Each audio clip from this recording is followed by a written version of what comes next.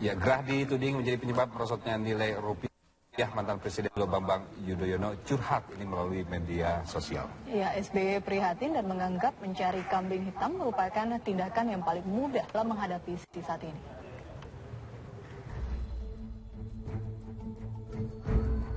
Pelemahan nilai rupiah terhadap dolar Amerika yang terjadi beberapa hari ini ikut menyeret mantan Presiden Republik Indonesia Susilo Bambang Yudhoyono dalam pusaran polemik. SBY gerah. Pemerintahnya dituding ikut andil sebagai penyebab rontoknya rupiah. Melalui akun Twitter resminya, SBY menyatakan prihatin adanya sikap saling tuding dan mencari kambing hitam atas merosotnya rupiah. SBY menganggap sikap mencari kambing hitam adalah cara termudah menghadapi hal ini. Namun kepada seluruh mantan stafnya, SBY minta bersabar dan tidak ikut-ikutan menuding ke pihak lain. Sebelumnya Menteri Koordinator Bidang Perekonomian, Sofyan Djalil, menilai rupiah bisa anjlok sedemikian dalamnya akibat kebijakan-kebijakan pemerintahan sebelumnya. Tapi ini kan sebenarnya ada residual daripada kebijakan-kebijakan yang tidak dilakukan atau yang akibat dari kebijakan-kebijakan masa lalu. Pelemahan terhadap dolar Amerika hampir mencapai angka 13.000 per dolar Amerika. Angka ini merupakan titik terendah sejak tahun 98.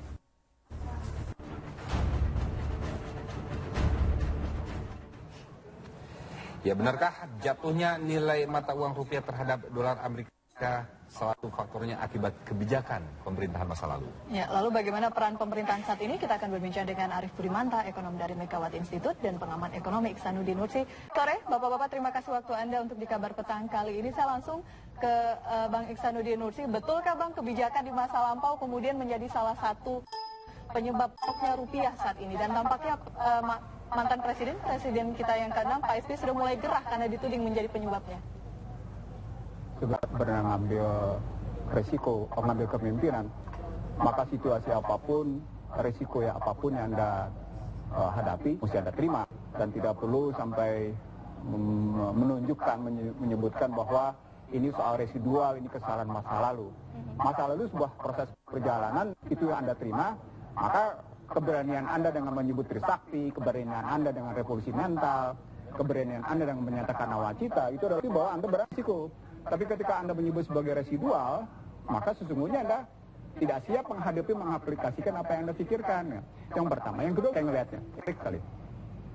Ada dua peristiwa penting yang saya anggap pemerintah tidak merespon dengan baik. Ketika SBY menyebut sebagai isi dulu tong supaya tidak nyaring bunyinya, itu memberi pesan kepada pasar bahwa inkompetensi di kabinet terjadi. Yang kedua, pernyataan Sofyan Djalil ketika menyebut sebagai kita menunggu rapat Federal Reserve dari Federal Open Market Committee. Yang kedua, kemudian kita akan baru ngambil sikap. Yang ketiga, dia bilang cadangan devisa terbatas. Itu memberi pesan ke publik bahwa kondisi Indonesia mudah sekali didikte. Pada saat yang sama terjadi tindakan-tindakan menteri yang nggak karuan. Dari mulai Menko Polkam sampai dengan Menteri Keuangan, Menteri Sudirman Said, SDM, lalu muncul juga pernyataan dari Menkom, lalu muncul lagi soal kemunculan Tejo yang tadinya bukan dianggap dari partai politik. Itu memberi pesan ke publik bahwa ada hal yang nggak bisa dipegang dari kebijakan-kebijakan pemerintahan. Di tengah memang situasi eksternal, harus diakui, memang dalam posisi yang sangat sengit. Antara posisi Amerika menghadap Rusia, empat posisi Indonesia yang demikian buruk. Dan keuntungannya adalah posisi politik yang relatif stabil, walaupun DPR masih belum jelas juga arahnya kemana. Nah, kalau situasi begitu, kita tidak bisa menyalahkan pihak lain. Itu soal kepemimpinan, bagaimana keberanian kita menghadapi situasi. Gagas saya sejak awal dalam beberapa dia jatuh, segera duduk bersama dengan Bank Indonesia gitu. Tadi Anda katakan ada persepsi yang salah mungkin dari beberapa kalangan terhadap ketidaksolidan kabinet Jokowi JK. Ini seberapa besar porsinya terhadap melemahnya rupiah begitu? Sesungguhnya begini. Situasi terakhir memang orang membutuhkan dolar. Lalu orang untuk liburan. Yang kedua memang situasi tidak bagus sehingga pelarian terjadi 12,3 triliun. Mereka lari keluar. Di sisi lain kuantitatif easing akan selesai dan hari ini memutuskan bahwa yang disebut dengan considerable time itu akan dilakukan tahun depan. Artinya Federal Reserve masih abu. Federal Reserve memperhatikan pendapat ekonom-ekonom yang menyatakan situasinya tidak layak kalau tingkat suku bunga dinaikkan, tetapi tetap ada situasi perang yang amat tajam antara Amerika, Rusia dengan Cina dalam perspektif mempertahankan kondisi ekonomi masing-masing. Nah, ketika kembali ke Indonesia, kita melihat situasinya memburuk oleh impor kita tetap tinggi, sementara ekspor kita juga tidak membaik.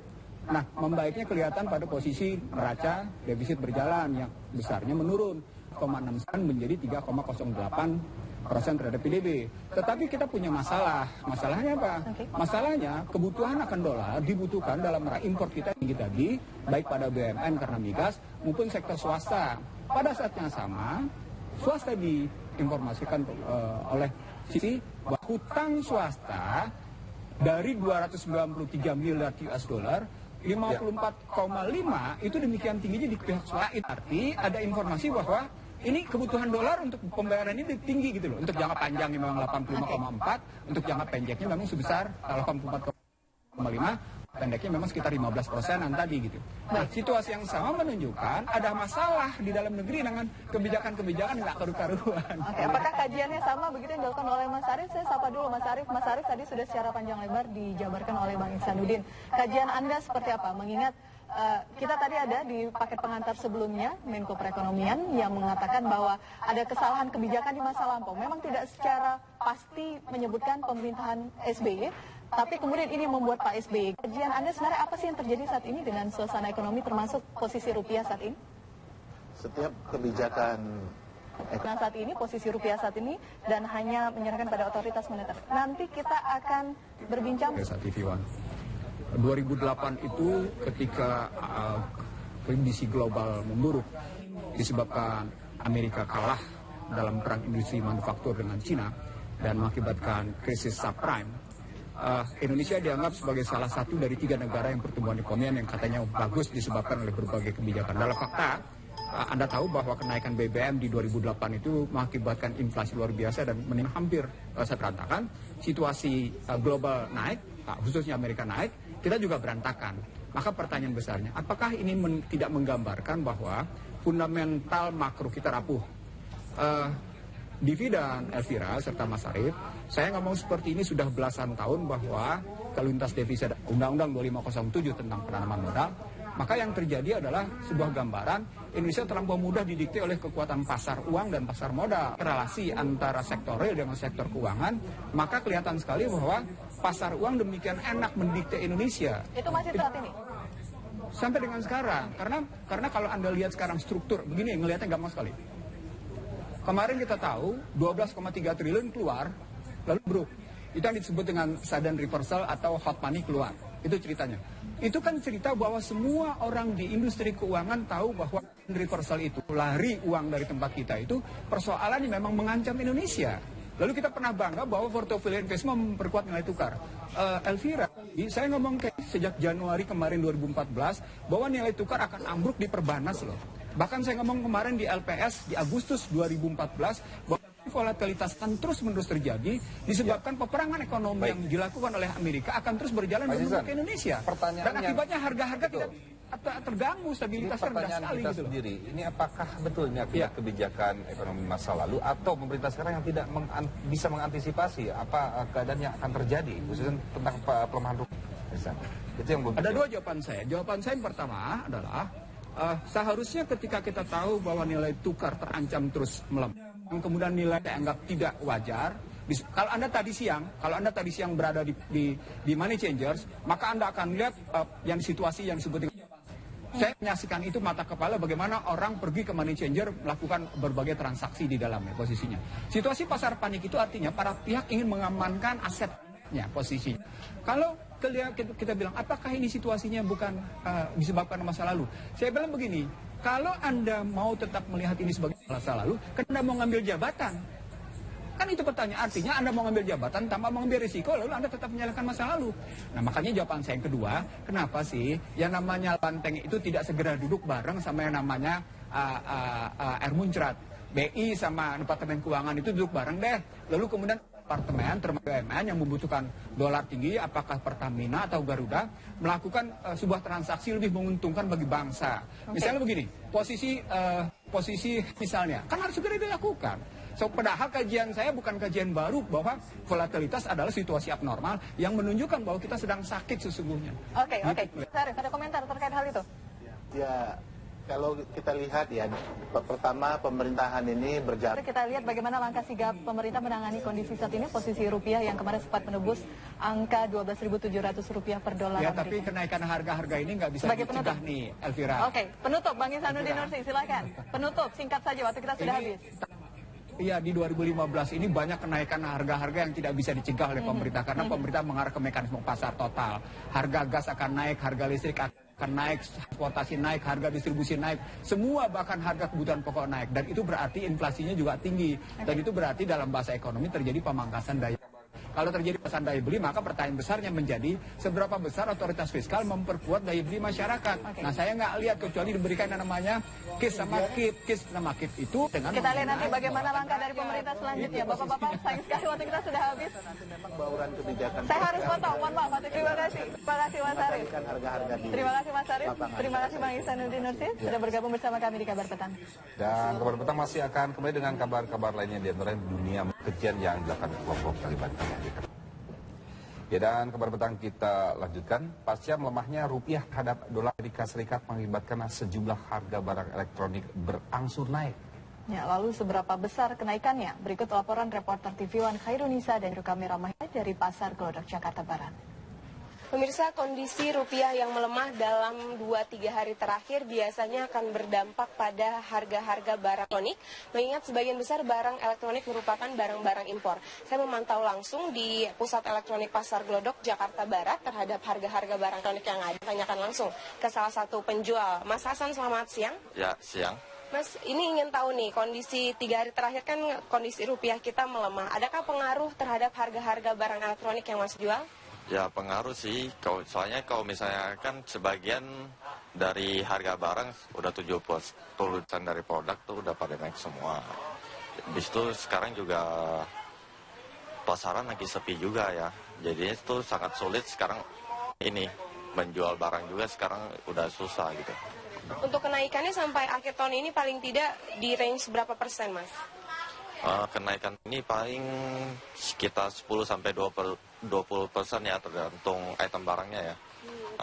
Tapi apakah nantinya di awal tahun akan penyesuaian harga kembali ketika barang-barang baru masuk? Kalau misal untuk penyesuaiannya itu udah pasti, ya kan? Kalau misalnya, cuman kalau kita dari ini, kalau misalnya stok barang yang lama, kita pasti jualnya harganya lama. Kalau misalnya stok barang yang baru, mau nggak mau kita harus naikin, gitu. Mas, untuk sebenarnya bagaimana sih daya beli masyarakat untuk barang-barang elektronik? Untuk tahun ini ya, lebih menurun ya, nggak kayak tahun-tahun kemarin ya. Soalnya misalnya elektronik kan lebih ini, tergantung nggak semua orang yang butuh ya.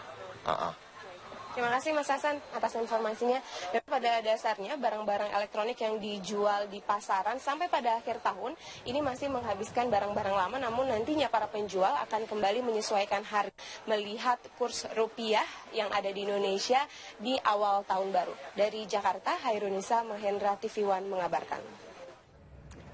Ya, anjloknya nilai tukar rupiah terhadap dolar Amerika akan memicu kenaikan harga barang kebutuhan masyarakat. Di tingkat eceran, harga barang-barang konsumsi diperkirakan akan naik hingga 15%.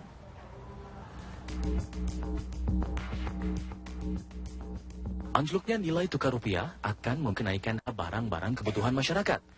Harga komoditas pangan, terutama yang berasal dari impor, diperkirakan akan segera naik dalam waktu dekat. Menyusul melemahnya nilai tukar rupiah terhadap dolar Amerika, Asosiasi Pengusaha Retail Indonesia (Asprindo) memperkirakan akan adanya kenaikan harga barang-barang masyarakat.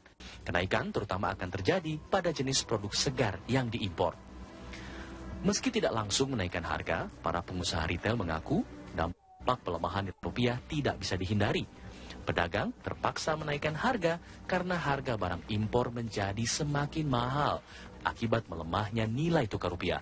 Pelemahan rupiah yang telah mencapai 3,9% di bulan Desember membuat harga barang kebutuhan masyarakat di tingkat eceran diperkirakan akan merangkak naik 10 hingga 15 pangan utama seperti kedelai, gula, daging, jagung, beras, hingga buah-buahan segar. Akibatnya, pelemahan nilai tukar tahun ini telah membuat harga komoditas pangan impor menjadi semakin mahal. Misalnya saja, harga kedelai, susu, dan daging sapi telah naik rata 3 hingga 11%.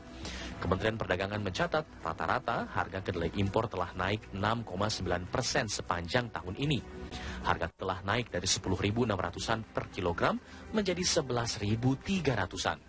Seharusnya pemerintah segera bertindak cepat untuk mengatasi dampak pelemahan rupiah yang terjadi. Jika tidak, dapat dipastikan bahwa beban yang harus ditanggung masyarakat akan semakin berat. Pemirsa, beragam menarik lain yang masih akan kami hadirkan sesaat lagi di Kabar Petang.